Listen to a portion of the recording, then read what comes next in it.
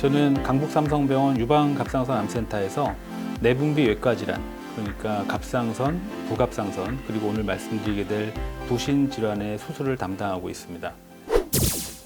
복강 뒤쪽, 그러니까 후복강이 위치하고 있는 장기입니다. 그러니까 주변의 장기와의 관계를 말씀드리면 콩팥 바로 위쪽에 위치하고 있는 장기가 되겠습니다. 그러니까 배 안에 있는 게 아니라 배보다 등 쪽에 가까운 위치에 있고요. 부신은 모양은 꼭 우리 영상 소견을 보면 꽃갈 모양으로 생겼습니다. 삼각형 모양으로 생긴 장기가 되겠고 오른쪽과 왼쪽의 위치는 약간의 차이가 있어요. 그리고 부신이라는 것은 단위 면적당 가장 많은 혈액을 공급받는 장기이기 때문에 수술 중에 출혈의 위험성이 굉장히 높은 장기가 되겠습니다. 이 부신은 우리 몸에서 여러 가지 중요한 호르몬들을 많이 만들어내는데요. 대개 세 가지 종류를 보통 말씀드리죠. 첫 번째는 스테로이드와 관련된 호르몬이 되겠고, 두 번째는 우리 몸의 전해질의 균형을 조절하는 알도스테론이라고 하는 호르몬을 많이 만들어내고요. 마지막 세 번째는 우리가 흥분했을 때 분비하게 되는 카테콜라민을 많이 분비하는 이 세 가지 종류의 호르몬을 분비하는 중요한 장기가 되겠습니다. 부신에 어떤 혹이 생겼을 때 부신 종양이 있다 이렇게 표현을 하게 되는데요. 전 인구의 4 내지 7% 정도, 그 정도에서는 부신 종양을 다 가지고 있는 거로 그렇게 알고 있습니다.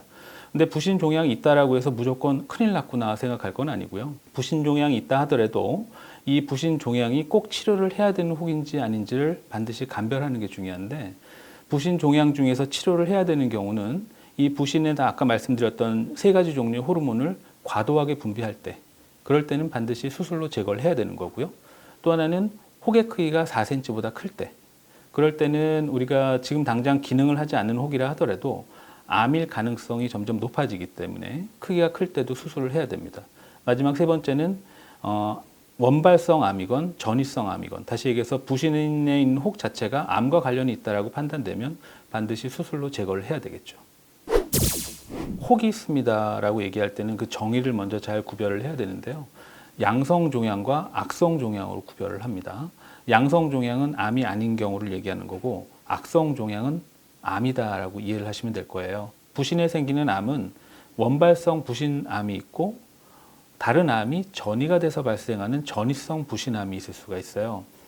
원발성 부신암은 굉장히 드뭅니다. 약 교과서적으로는 100만 명당 1명꼴 정도 되는 정도로 굉장히 드문 암이죠.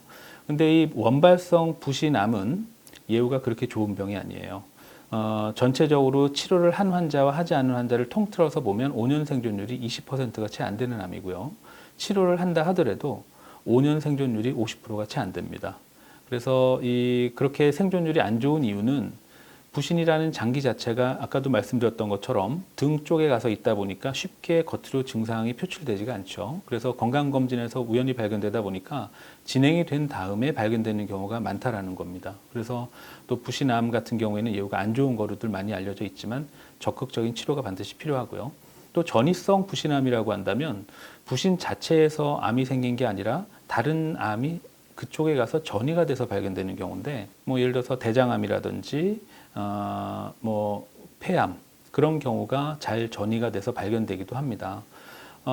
부신의 전이성 암은 다른 이런 암을 가지고 계셨던 분들이 부신에 우연히 혹을 발견하면 많게는 30% 정도에서까지 전이성 암인 경우가 확인이 되기도 하죠. 그래서 다른 암을 동반한 환자분들이 부신의 종양을 우연히 발견했을 때, 그럴 때는 좀 주의 깊게 진료를 봐야 되는 걸 반드시 잊어서는 안 됩니다.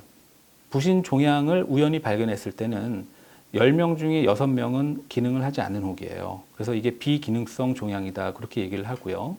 10명 중에 4명 정도는 이게 호르몬을 많이 분비하는 종류의 그런 혹입니다. 그래서 호르몬을 많이 분비할 때는 어떤 종류의 호르몬을 많이 분비하냐면, 제일 많은 경우는 우리가 흥분했을 때 분비하는 카테콜라민을 많이 분비하게 되는 갈색 세포종이라는 병이 그 40% 중에는 가장 많은 경우를 차지하고 있는데, 전체적으로는 한 10% 정도가 이 갈색 세포종에 해당되는 경우입니다.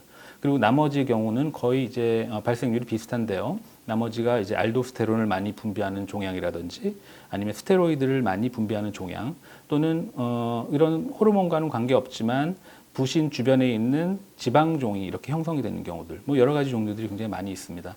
이런 그 부신에 혹이 있을 때는 반드시 기능성 종양인지 비기능성 종양인지를 감별하는 게 굉장히 중요하죠. 기능성 종양의 대표적인 세 가지는 갈색 세포종, 그리고 쿠싱 증후군, 고알도스테론 혈증 세 가지로 구별을 할 수가 있는데요. 공통적인 증상이라고 한다면 고혈압을 들 수가 있어요. 그래서 약으로 잘 조절이 안 되거나 고혈압이 있는 환자들이 부신에 우연하게 종양을 발견했을 때는 관련이 있는지에 대한 검사가 반드시 필요합니다. 그 질환별로 하나씩 말씀드리면 첫 번째 그 갈색 세포종은 흥분했을 때 분비가 되는 카테콜라민을 많이 분비하다 보니까 우리 몸에 뭐 여러 가지 스트레스 상황이 발생한다든지 그런 상황이 됐을 때 맥박이 너무 급격히 올라간다거나 아니면 혈압이 높은 게 잘 조절이 안 된다거나 그런 증상들을 동반하게 됩니다.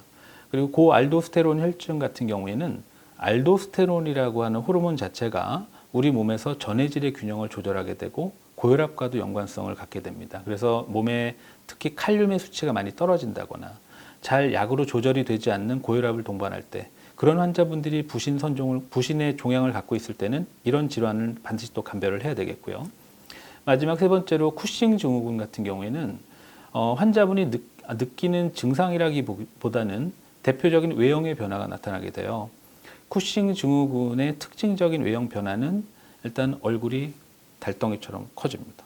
그리고 목 뒤가 볼록하게 우리가 보통 그 버팔로 험프라고 얘기를 하는데요. 목 뒤에 지방 덩어리가 침착이 많이 되게 되고요. 팔다리의 근육이 얇아지면서 팔다리가 가늘어집니다. 그리고 복부 지방만 많이 침착이 되게 되고 또 쉽게 멍이 잘 든다거나 복부에 자색 선이 이렇게 생기는 그런 현상도 생기게 되고 아주 특징적인 외형의 변화가 생겨요. 그래서 제 진료실에 문을 열고 들어오는 환자 얼굴 표정을 보거나 외형만 보더라도 저분은 부신에 혹시 질환이 있지 않을까라고 예상할 수 있을 만한 특징적인 외형을 갖고 있게 되는 거죠. 쿠싱 증후군은 결국은 그런 외형의 변화가 생기는 이유는 몸에서 스테로이드가 너무 과다하게 분비가 되기 때문에 생긴 현상인데 이 스테로이드의 과도한 분비로 인해서 고혈압이라든지 당뇨, 그리고 골다공증, 그리고 고지혈증 같은 이런 만성 성인병을 초래하는 그런 질환이 되겠습니다. 그래서 우리 쿠싱 증후군 같은 질환, 스테로이드를 과도하게 분비하는 질환 같은 경우에는 수술을 통해서도 이런 성인병을 조절할 수 있는 그런 효과도 얻는 경우들도 많이 있죠. 부신에 혹이 있는 것을 발견하기 위한 제일 좋은 검사는 초음파 또는 CT입니다. 근데 초음파는 간편한 검사긴 하지만 실제로는 크기가 큰 혹이 아닌 이상은 쉽게 발견하기가 어려워요. 그래서 초음파보다는 CT를 통해서 우연히 발견하는 부신 종양이 가장 손쉬운 진단을 위한 방법이 되겠습니다.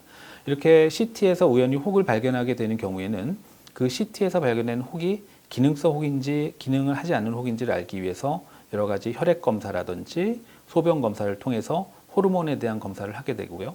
그 호르몬 검사를 통해서 어떤 종류의 호르몬이 과다하게 분비가 되는지를 확인을 하게 되는 거죠. 부신 종양의 치료의 원칙은 수술입니다. 물론 그 비기능성 종양이고 크기가 작을 경우에는 수술을 안 하고 지켜보긴 하지만 기본적으로 기능을 많이 하는 혹이라든지 크기가 큰 혹이라든지 또는 부신에 발생한 암이라든지 전이성 암 이런 경우는 당연히 수술로 제거를 해야 되겠죠. 과거에는 이 부신 수술이라고 한다면 너무 깊은 부위에 위치하고 어려운 부위에 위치하고 있기 때문에 배를 크게 열고 개복하는 방법을 많이 사용을 했었습니다. 하지만 복강경 수술이 점점 발전하면서 이 복강경 수술로 인해서 부신 수술의 치료의 원칙은 복강경적 부신 절제술로 이제는 정립이 돼 있죠. 이 복강경적 부신 절제술은 일반적으로는 배를 통해서 경복강 접근법을 주로 이용을 해서 수술을 하게 되는데요. 환자의 신체적인 특징, 예를 들어서 복부 비만이 너무 심하다든지 내장 비만이 너무 심한 분들, 특히나 이 쿠싱 증후군 같은 경우가 그런 경우가 많을 수가 있거든요. 또 하나는 배에 기존에 수술을 했던 병력이 있는 분들, 그런 분들은 복강을 통해서 경복강 접근법을 하기에 굉장히 어려운 면이 분명히 생기게 됩니다. 그런 환자들은 등 쪽을 통해서 후복막을 통해서 접근을 하면 수술이 조금 더 용이하게 됩니다. 그래서 저희 병원 같은 경우에는 경복막 접근법뿐만 아니라 후복막 접근법도 동시에 시행을 하고 있기 때문에 환자의 체형 그리고 환자의 병력에 따라서 가장 적절한 수술 방법을 선택할 수 있다는 장점이 있고요. 또 하나 다른 가장 큰 장점 중에 하나는 단일 통로를 이용해서 수술한다는 점입니다. 복강경 수술을 하게 되면 기본적으로 투관침을 3개 내지 4개를 뚫고 수술하기 때문에 적은 흉터가 남긴 하지만 여러 개의 흉터가 남는다는 단점이 있죠. 그래서 그런 여러 개의 흉터 없이 한 군데만의 작은 복강경을 구멍을 통해서 수술하기 때문에 흉터가 적고 미용적으로도 우수한 치료 결과를 얻을 수가 있습니다. 아무래도 그게 우리 강북삼성병원 유방갑상선암센터의 가장 큰 장점이 아닐까라는 생각이 듭니다. 네. 부신 종양, 기능성 부신 종양은 수술만으로 거의 100% 치료가 된다고 보시면 될 것 같아요. 그렇지만 너무 오랜 기간 동안 과도한 호르몬 분비에 노출됐던 분들은 일정 기간 동안 약물을 지속적으로 사용해야 되는 경우가 있습니다. 예를 들어서 쿠싱 증후군 같은 경우에는 스테로이드가 과도한 채로 오래 내 몸이 적응이 되어 있는 상태다 보니까 스테로이드를 과도하게 분비하는 부신을 제거한 이후에 스테로이드를 일정 기간 동안 유지를 하면서 서서히 줄여나가야 됩니다. 또 고알도스테론 혈증 같은 경우에도 마찬가지로 오랫동안 고혈압에 적응이 돼 있으면 수술로 제거한 다음에도 고혈압이 쉽게 정상으로 떨어지지 않는 경우도 생기게 되는 경우죠. 그래서 대부분은 수술 이후에 충분히 치료 효과를 얻을 수 있지만 오랫동안 부신의 과도한 호르몬 분비에 적응돼 있는 경우에는 일정 기간 약물 치료를 동반을 해야 됩니다. 부신 종양은 꼬인 실타래다, 그렇게 말씀드릴 수 있을 것 같은데요. 잘 풀려내면 다행이긴 한데 풀 때까지의 과정이 굉장히 복잡합니다. 부신 종양도 원인이 뭔지, 또 어떤 종류의 혹인지 그거에 맞춰서 정확한 치료 계획을 세워야 되겠고, 정확한 치료 계획에 맞춰서 치료만 받고 나면 충분히 원하는 치료 결과를 얻을 수가 있다는 거죠. 그래서 부신 종양은 꼬인 실타래이긴 하지만 잘 풀어내면은 우리가 원하는 실을 이용할 수 있지 않을까, 그런 의미에서 꼬인 실타래다라고 표현하고 싶습니다.